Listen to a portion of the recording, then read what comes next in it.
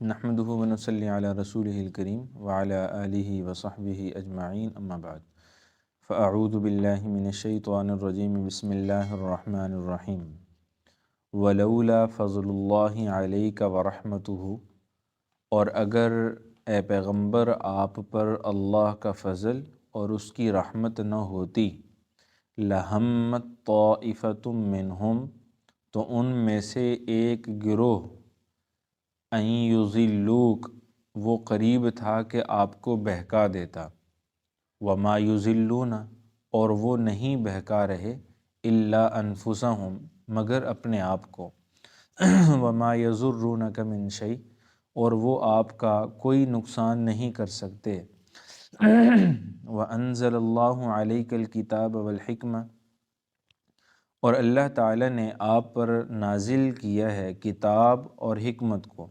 وعلمک ما لم تکن تعلم، اور آپ کو وہ کچھ سکھایا ہے، ما لم تکن تعلم، جو پہلے آپ نہیں جانتے تھے، وکان فضل اللہ علیک عظیما، اور آپ پر اللہ تعالیٰ کا فضل عظیم ہے، بہت بڑا فضل ہے۔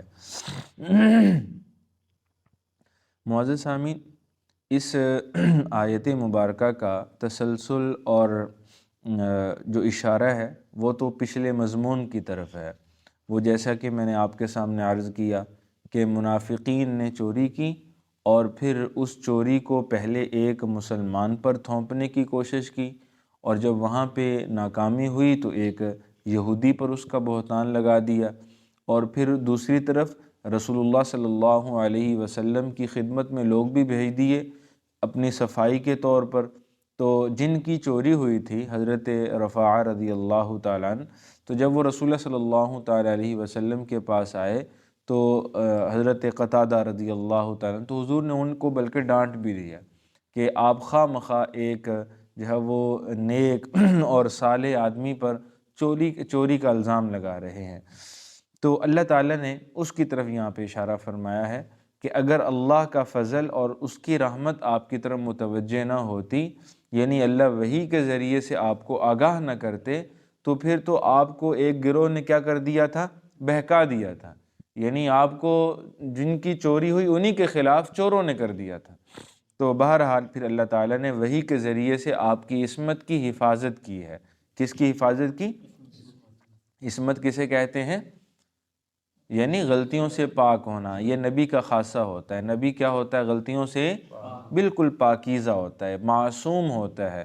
تو اللہ نے اپنے نبی کی عصمت کو اس طرح پاکیزہ رکھا ہے، اس کی حفاظت فرمائی ہے۔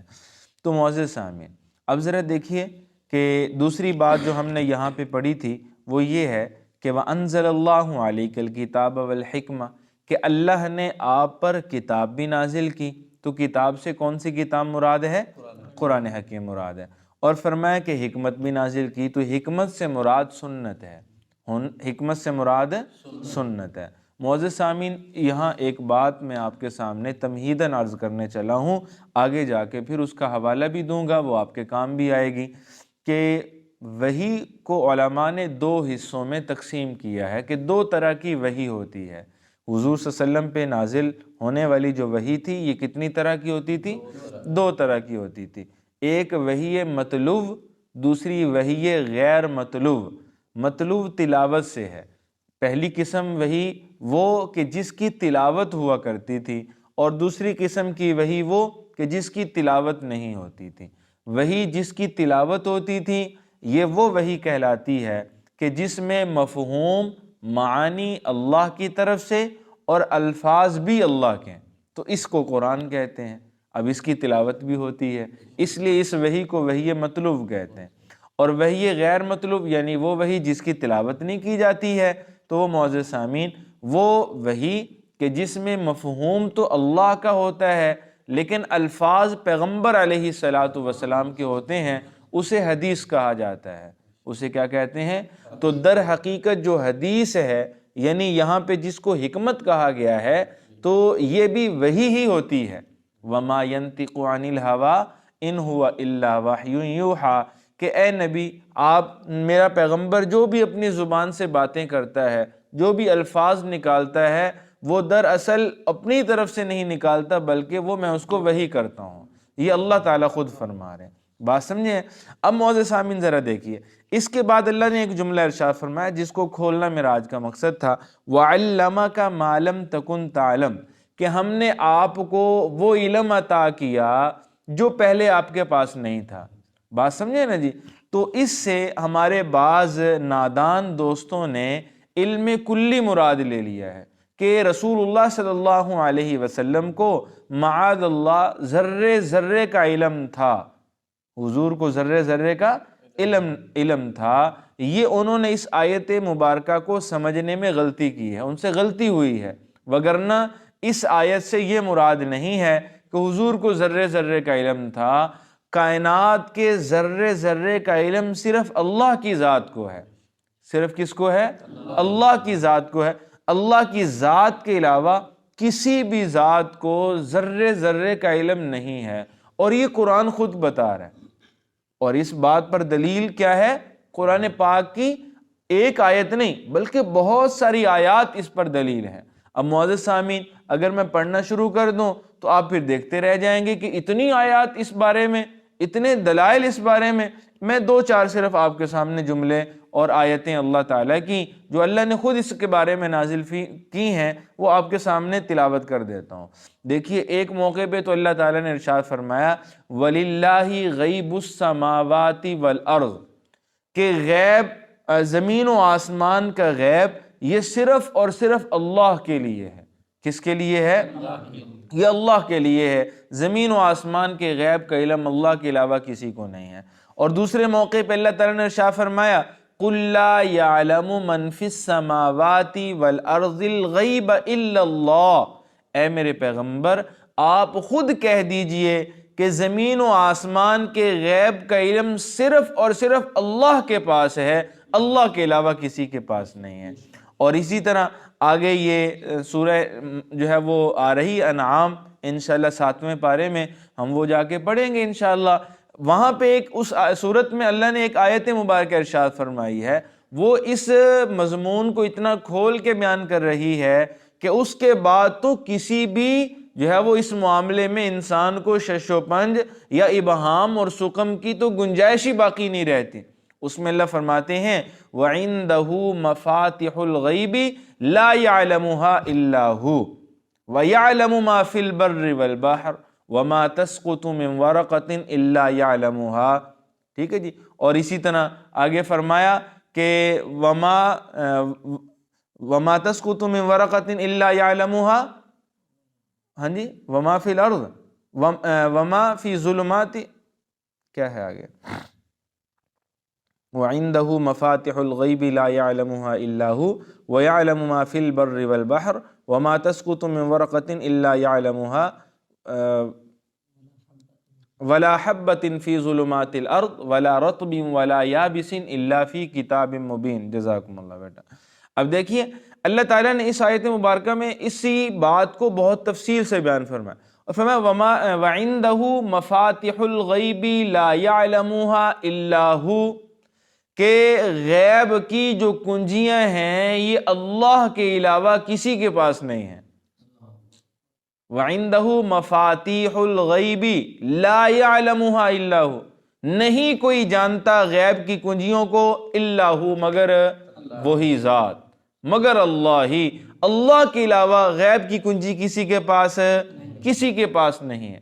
اور فرمایا وَيَعْلَمُ مَا فِي الْبَرِّ وَالْبَحْرِ، وہی ذات ہے جو بر و بحر کے علم کو جاننے والی ہے۔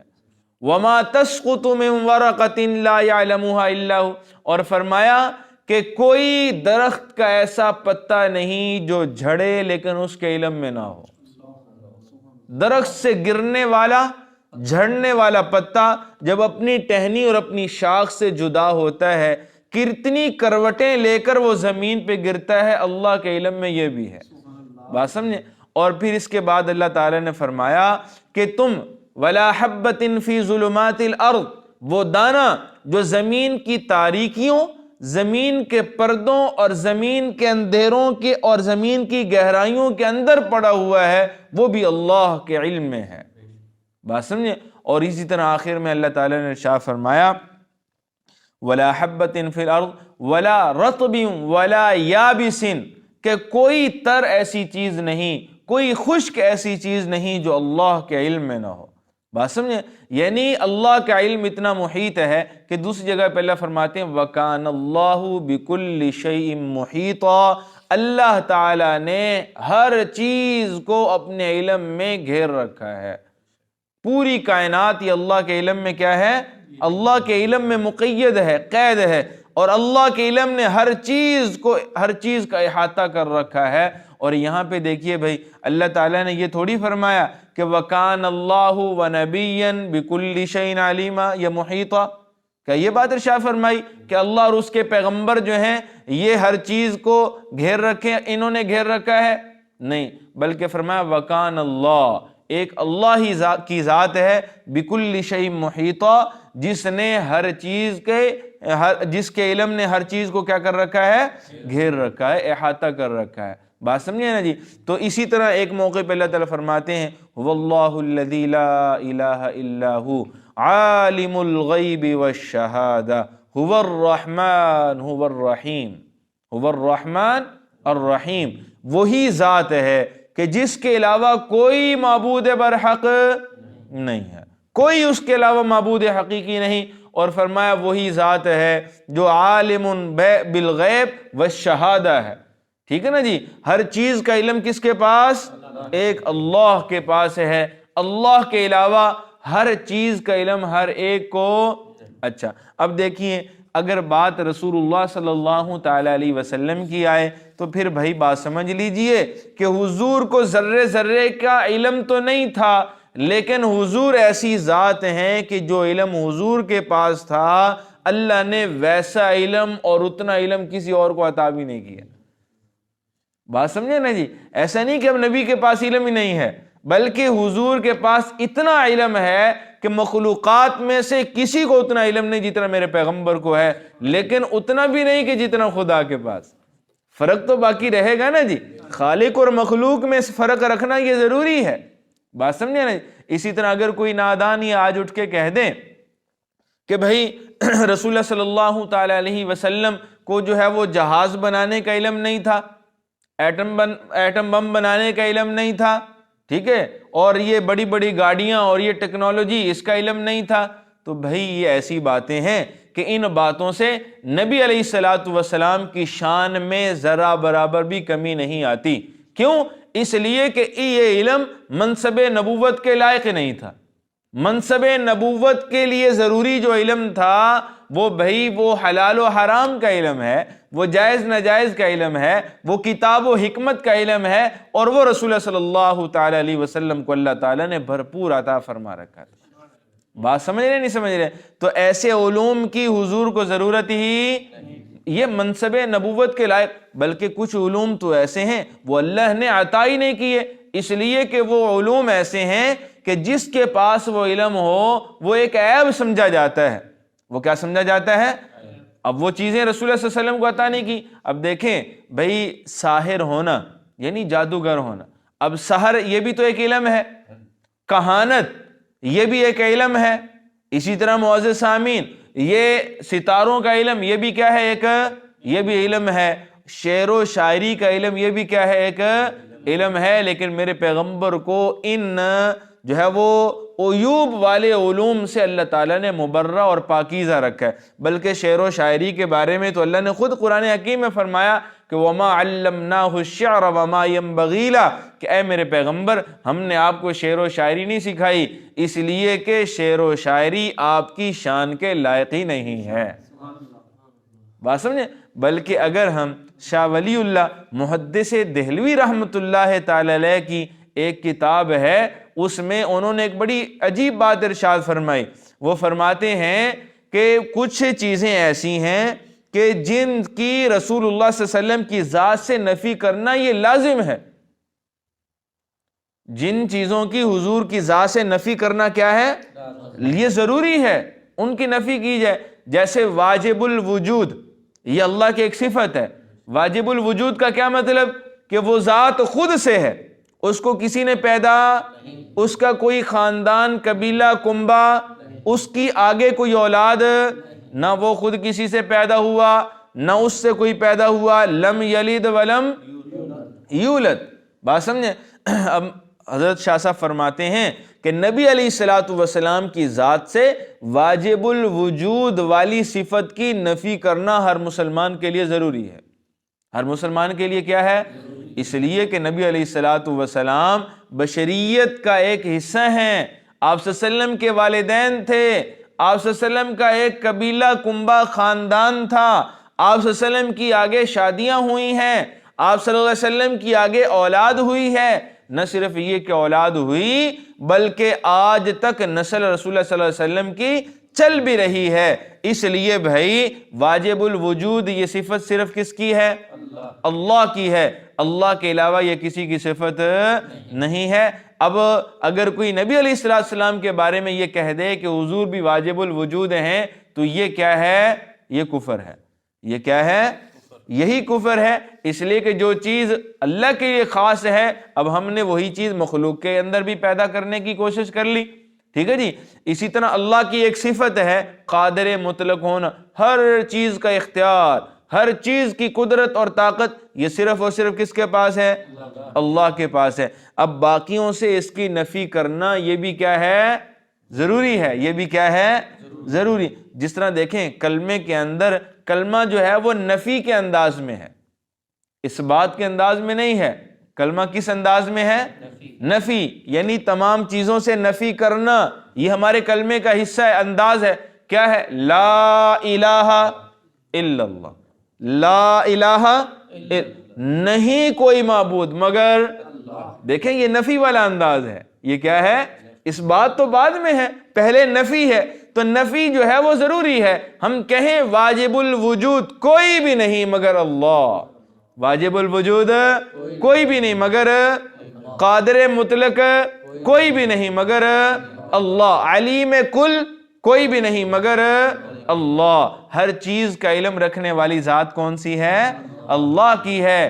اور جو ہے وہ رسول اللہ صلی اللہ علیہ وسلم سمیت تمام انبیاء کو جو ان کے منصب نبوت کے موافق علوم تھے اللہ نے عطا کیے، اور جو ان کے منصب نبوت کے مطابق علوم نہیں تھے اللہ نے وہ بھی دیے ہیں، لیکن ذرے ذرے کا علم نہیں دیا ہے۔ اب اگر کوئی خدا نہ خواستہ یہ کہہ دے کہ رسول اللہ صلی اللہ علیہ وسلم کو معاذ اللہ ثم معاذ اللہ حلال حرام کا علم نہیں تھا، جائز ناجائز کا علم نہیں تھا، تو یہ کلمات کفر ہیں۔ ان کلمات سے وہ کیا ہو جائے گا؟ وہ ویسے ہی کافر ہو جائے گا۔ بات سمجھے نا جی؟ اس لیے معزز سامعین جتنا رسول اللہ صلی اللہ علیہ وسلم، اور خود ایک موقع پہ رسول اللہ صلی اللہ علیہ وسلم فرماتے ہیں کہ اوتیت من العلم اولین والآخرین، کہ اللہ تعالیٰ نے مجھے پہلے اور بعد والے اگلے پچھلوں کا علم عطا کیا ہے۔ اگلے پچھلوں کا، اس سے کیا مراد؟ یعنی رسول اللہ صلی اللہ علیہ وسلم کو اللہ نے تمام انبیاء، ٹھیک ہے، انبیاء میں سے کچھ انبیاء کی باتیں، واقعات، قصے، پہلی امتوں کے قصے، ٹھیک ہے، حال احوال بنی اسرائیل کے، یہ سارا قرآن ان کے بارے میں بھرا پڑا ہے۔ اور بعد میں آنے والے یعنی قیامت کے بارے میں خبریں، میزان عدل کی خبریں، جو ہے وہ قبر اور برزخ کے حالات و واقعات، جنت اور دوزخ کی خبریں، یہ اللہ تعالیٰ نے رسول اللہ صلی اللہ علیہ وسلم کو کیا کی ہیں؟ دی ہیں۔ لیکن کلی طور پہ دے دی یا جتنا مناسب سمجھا اتنی دی ہیں؟ جتنا مناسب سمجھا اتنا عطا فرمایا ہے۔ اور یہی چیز اللہ نے اس آیت مبارکہ میں بھی فرمائی، وَعَلَّمَكَ مَا لَمْ تَكُنْ تَعْلَمْ، آپ کو وہ کچھ عطا کیا، وہ سکھایا جو پہلے آپ نہیں جانتے تھے، پہلے آپ نہیں جانتے تھے۔ تو گویا کہ رسول اللہ صلی اللہ تعالی علیہ وسلم سمیت تمام انبیاء کے منصب نبوت کے موافق جتنا علم تھا وہ اللہ نے اپنے انبیاء کو عطا کیا ہے، لیکن ذرے ذرے کا علم صرف اور صرف کس کے پاس ہے؟ عالم بالغیب۔ یہ صفت کس کی ہے؟ یہ اللہ کی ہے۔ یہی فرق ہے خالق اور مخلوق کے درمیان، اور اسی فرق کو باقی رکھنا یہ ہمارے ایمان کا کیا ہے بھائی؟ تقاضا ہے، ایمان کا حصہ ہے۔ رسول اللہ صلی اللہ علیہ وسلم خود ارشاد فرماتے ہیں، ان اللہ عندہ علم الساعہ وینزل الغیث وَيَعْلَمُ مَا فِي الْأَرْحَامِ وَمَا تَدْرِي نَفْسٌ مَاذَا تَكْسِبُ غَدًا وَمَا تَدْرِي نَفْسٌ بِأَيِّ أَرْضٍ تَمُوتُ إِنَّ اللَّهَ عَلِيمٌ خَبِيرٌ۔ فرمایا یہاں پہ 5 چیزوں کا رسول اللہ صلی اللہ علیہ وسلم کے سامنے آیت مبارکہ کے اندر یہ ذکر کیا ہے. فرمایا ان اللہ عندہ علم الساعہ، قیامت کا علم، ٹھیک ہے جی، وَيُنَزِّلُ الْغَيْثَ، بارشوں کا علم، وَيَعْلَمُ مَا تَدْرِي نَفْسٌ مَاذَا تَكْسِبُ غَدًا، اور انسان نے کل کیا کمانا ہے اس کا علم، ماں کے پیٹ میں کیا ہے اس کا علم. ان 5 چیزوں کا علم فرمایا یہ صرف اور صرف کس کے پاس ہے؟ ان اللہ، صرف اللہ کے پاس ہے، اللہ کے علاوہ کسی اور کے پاس. اور یہی چیز، انہی 5 چیزوں کا ذکر رسول اللہ صلی اللہ علیہ وسلم نے خود اپنی زبان حال سے ایک روایت میں بھی کیا ہے، جو روایت بخاری شریف میں موجود ہے، اور یہ قرآن پاک کی آیت مبارکہ بھی ہے. بات سمجھ رہے ہیں؟ اچھا، اب اگر اس آیت مبارکہ سے ایک بالفرض والتقدیر ہم اس آیت مبارکہ سے یہ مراد لے لیں کہ یہ اس سے جو ہے وہ ذرے ذرے کا علم مراد ہے، تو اس کا کیا مطلب نکلتا ہے کہ جو علم اللہ کے پاس تھا اللہ نے سارے کا سارا جو ہے وہ نبی کو دے دیا.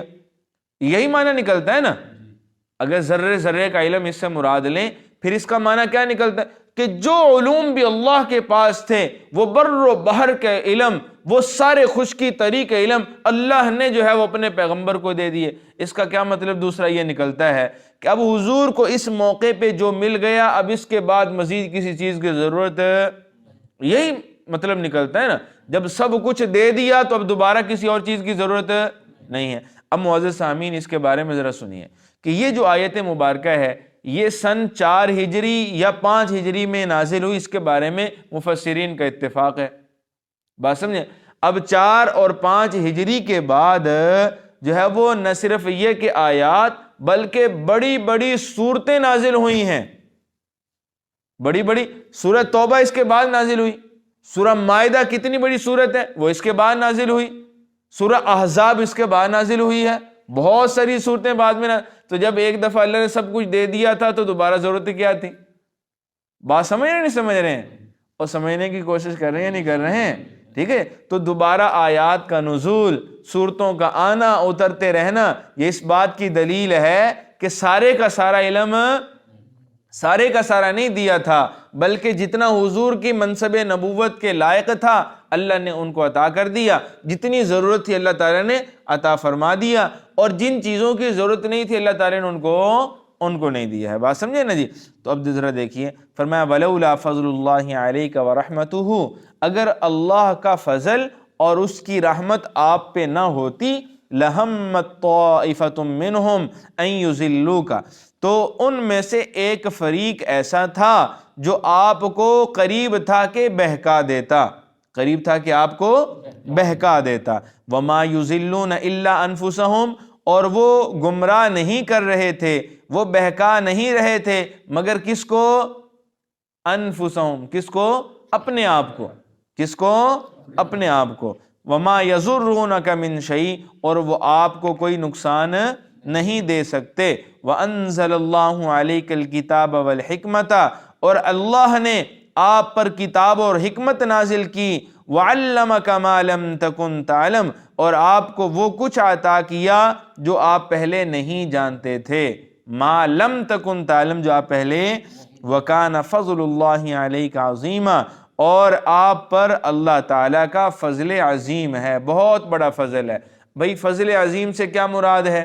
امام بیضاوی رحمۃ اللہ تعالیٰ فرماتے ہیں کہ فضل عظیم سے مراد یہ ہے کہ رسول اللہ صلی اللہ علیہ وسلم کو اللہ تعالیٰ نے نبوت جیسی عظیم دولت سے سرفراز فرمایا. اور فضل عظیم سے یہ بھی مراد ہے کہ ختم نبوت کا تاج پیغمبر علیہ الصلوۃ والسلام کے سر پہ رکھ دیا. فضل عظیم سے یہ بھی مراد ہے کہ جو کتاب عطا کی وہ تمام کتابوں سے افضل. فضل عظیم سے یہ بھی مراد ہے کہ جو امت عطا کی وہ تمام امتوں سے افضل ہے. فضل عظیم سے یہ بھی مراد ہے کہ باقی انبیاء کی شریعتیں اور ان کی جو رسالت اور نبوتیں تھیں وہ وقتی طور پہ تھیں، جبکہ رسول اللہ صلی اللہ علیہ وسلم کی شریعت اور نبوت رسالت کیا ہے؟ یہ ہمیشہ کے لیے ہے. فضل عظیم سے یہ بھی مراد ہے کہ باقی انبیاء کے متبعین اور امتی تھوڑے، جبکہ رسول اللہ صلی اللہ علیہ وسلم کے متبعین تمام نبیوں سے زیادہ ہیں. بات سمجھے نا جی؟ تو اس فضل عظیم سے یہ ساری چیزیں مراد ہو سکتی ہیں.